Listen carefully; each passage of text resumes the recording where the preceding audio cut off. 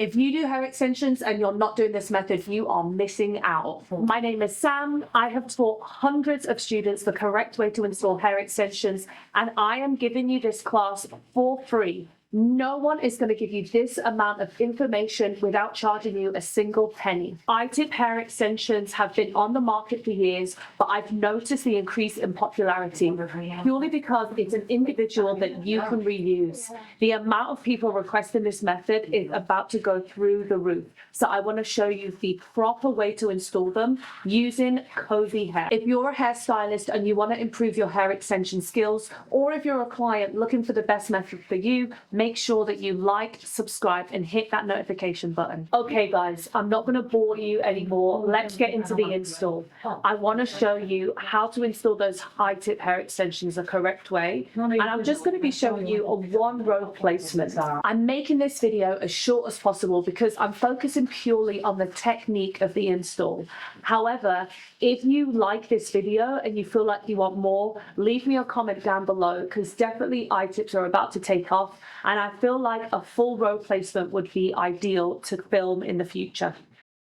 Hey guys, welcome back to another video. So these are the tools that I'm going to be using for the install. As always, my pliers are Hair Made Easy, the grippers are from Covey, and then anything else you'll be able to find on my Amazon storefront. Getting straight into the install, I am just sectioning off for that row. This is going to be about maybe your third or fourth row within an iTip install, and then I'm curving it round. We can curve our rows for the iTips because we're able to do a move up on them. So because of that, you're able to be a bit more flexible with your sectioning. It's not like K-tips where you need to stick to more of a straight section. You can use curved sections, and then that way you get really nice coverage and it looks really fluid all the way throughout. So now that I've sectioned everything off, I'm going to go in and I'm going to use my clip to just create a top knot and section that out of the way. I want to make sure that it's nice and neat because I don't want any crosshairs within that install. I like my sectioning as clean as possible. Another thing that I do is I'll use this hairspray. It is a light hold touchable hairspray from Sexy Hair, and I like it because it doesn't feel crispy or heavy and it brushes out really easily. So it's nice for getting all those flyaways out the way. So I'll just spray it on and then I'll go in with the end of my comb and then just carve out any of those flyaways, or just to clean up my sections to make sure that it is nice and neat. Once I'm happy with that, I'll just take a clip and again I'll clip that out of the way. The little gold clips that you see me using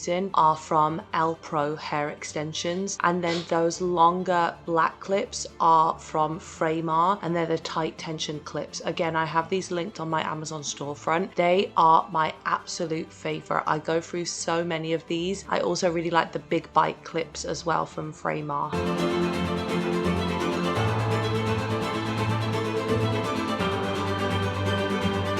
These are amazing. These grippers are from Covey and they are the perfect size, and they're also curved. So I love these for, again, just keeping away those crosshairs. Okay, next up we're using beads. These are going to be different than your weft beads. They are not silicone lined, so they don't have any silicone lining, and they're copper flared beads. So I really like these for the iTips because they're nice and flat but also secure. In terms of your section size now, your section size width is going to be the same width as that bead once it's clamped down, so they're a lot skinnier than our weft sectioning. Now that I've done that, all I'm going to do is with my comb carve out that section, clean it up if I need to, and now I'm going in with my looper tool. I'm pinching the hair, pulling it through the looper tool, and then I'm just going to slide that bead up and into place. I'm always keeping my hands high because then once I slide in that iTip hair extensions, you'll notice I'll kind of drop down a little bit, and then with my pliers I can adjust where I want that bead to sit. Remember, you don't want any of that iTip hair extension exposed. You want to make sure that it's lying flush with that bead. If it's exposed, the chances are it might break down prematurely. So that bead is almost protecting the tip of that extension as well as securing it and locking it down into place.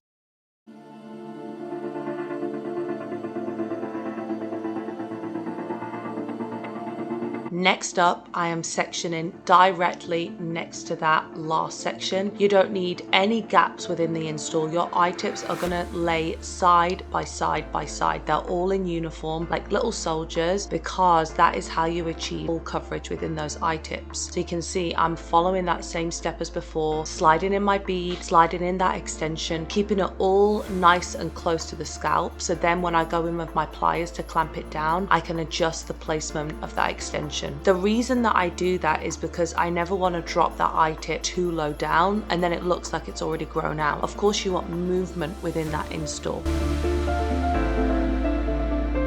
I'm going to show you now how to do it wrong. So you can see I'm dropping the bead down really low, pushing it up. I've created lots of crosshairs, lots of matting and tangling and the potential for damage, and it can snag on combs as well. Another thing I've done is I've taken it too wide, and then once I've clamped down my bead, I've left the tip exposed, and it's gonna stab into that scalp when you flick it up. So you can see that would be really uncomfortable for a client, and you're gonna create a lot of redness and sore spots. So not the vibe. So all you do is remove it if you do that by accident, and then you can just start from fresh. That's why I love eye tips. They're really easy to fix if you do a mistake, because all you have to do is unclamp the bead, slide out the hair, and slide out the bead. So it's super easy to correct. The benefit of an eye tip is that you get that feeling and look of an individual, because an eye tip is an individual extension, but you also have that reusability factor as well, because you're able to do maintenance on these eye tips. You can move them up. Same as a weft, you're going to be moving them up 4 to 6 weeks. You can do that around 1 to 2 times depending on the hair density. And then in terms of a reinstall, you can also reinstall these time and time and time again. I feel like in terms of the wear time and the hair and how long it lasts, I would say it's very comparable to a weft extension. So a lot of clients can wear their eye tips for 6, 9, maybe even 12 months before they have to purchase new hair, which is such a plus. I feel like with K-tips, it's up to you if you are someone that wants to offer a re-tipping service. I personally don't. It's very time consuming. So with my K-tips, I put them in. They're good for like 4 months, for example, take them out and we do a new set every single time. So if I have a client that really likes the movement of a K-tip, they love the look of it, but they don't like the fact that they have to get new hair frequently and they're okay with coming in for maintenance, then I'm like, okay, great. I have an option for you. Let's do eye tips. People also like eye tips as well because it is a heat-free application. No heat, just a bead. So that's another perk as well.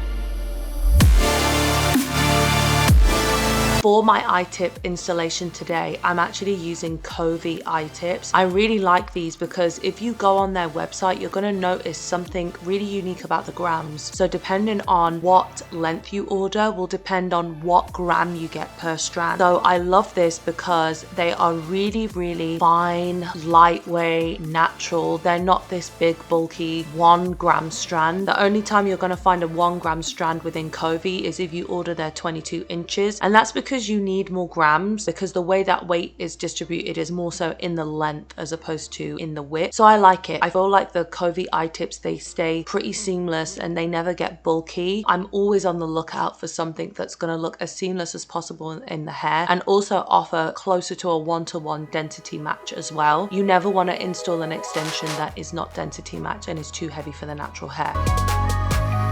So here I'm showing you a little hack. I'm using that Covey gripper and I've carved out my subsection. What you're going to notice about that subsection is it will start to curve up because it's following the shape of that section on top. So all I've done is I've carved out my subsection. I've used my gripper to keep all the hairs that I don't need in there out the way. And then all you do now is just slice, slice, slice and go through. So I feel like it makes your application a little bit quicker as well. I'm always looking for little tips and tricks that's going to speed up the application time. And one thing about eye tips is even though they're an individual, I do find that I can power through the install relatively quickly. So usually it would take maybe 1 to 2 hours to do a full head of these, depending on how many grams I'm installing.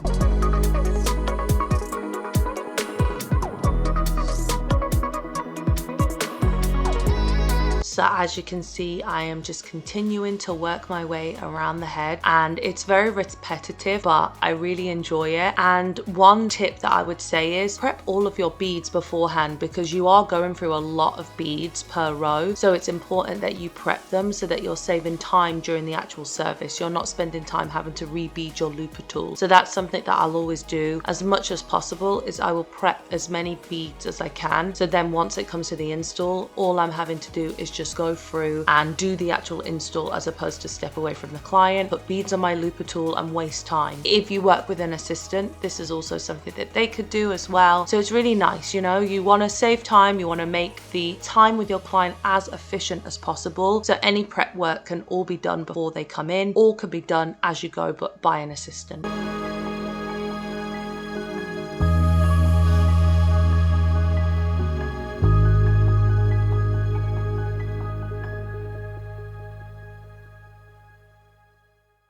One thing I want to point out as well in terms of beads is making sure that we are matching our bead color to our client's root color. As you can see, this is not a perfect match, but I did want to use a different colored bead just to show you the placement of it. But on a real person, you will be matching the bead to their root color. So for example, if they're blonde all the way, then you would use a blonde bead. If they are brunette, you would use maybe a dark brown or a medium brown bead. Or if they have jet black hair, then you would use a jet black bead. My favorite color bead is going to be like an espresso color, which is kind of like a neutral medium to dark brown, and I feel like this shade works really well on a lot of clients. So I will always make sure that I have a big bottle of those on hand. In terms of bead size, you have different sizes. You have a 3.2 millimeter bead, a 3.5 millimeter, and then you have a 2.8 millimeter. That's just your standard ones, but there are kind of like different ones. If you go on Amazon, you'll find there's lots of different options, but what you're going to need to do is make sure that your bead is matching the extension. You never want to use a bead that's too big and that extension, maybe the tip is smaller, then it's going to be more likely to slide out. The bead that I tend to reach for the most is a 3.2 millimeter bead, and I find that that works really well for pretty much most hair lengths. I find that maybe if the hair is shorter and the tip is bigger, for example, I might need to use a slightly bigger bead. But with Covey hair, I never really have that problem, because the tips of the extensions pretty much stay consistent regardless of what length I'm ordering. So I feel like my standard go-to is a 3.2. I always know the bead is too small if I'm having difficulty fitting the tip of the extension in, and I always know it's too big if it goes in too easily, because then I am more likely to experience slipping or the extensions coming out completely. So just something to bear in mind when we're working with eye tips. You want to make sure that that bead is snug, secure, but not too tight, not too loose. And once you start working with them, you're immediately going to know what I'm talking about.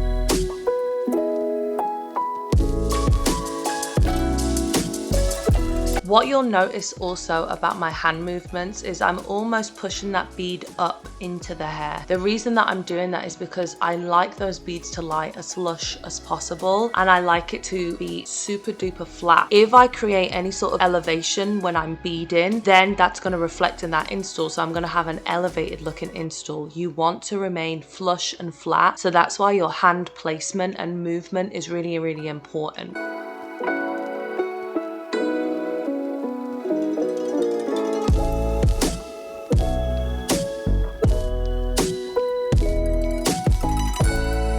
Are eye tips more affordable than K-tips? Yes, they are. They are more affordable, not by much, but in the long run, they're definitely more affordable because you have that capability to reuse the hair, and you're not going to have to pay for any sort of retipping or buying of new hair or anything like that. So I feel like they are more affordable.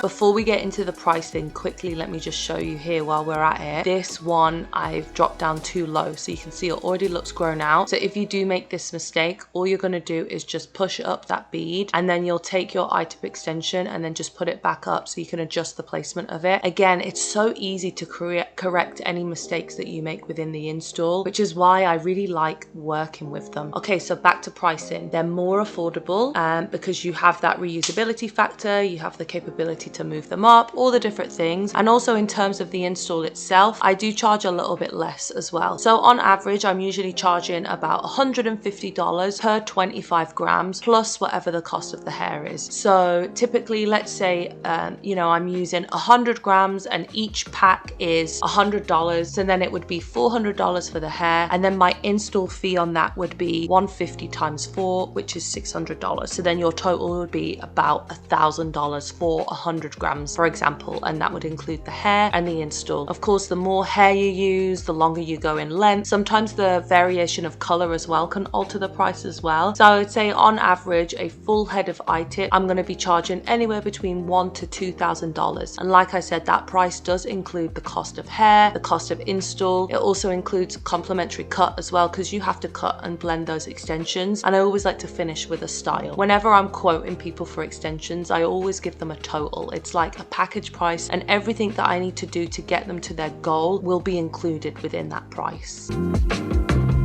Okay, that completes our iTip install. I absolutely love how these look, and I hope you guys enjoyed this video.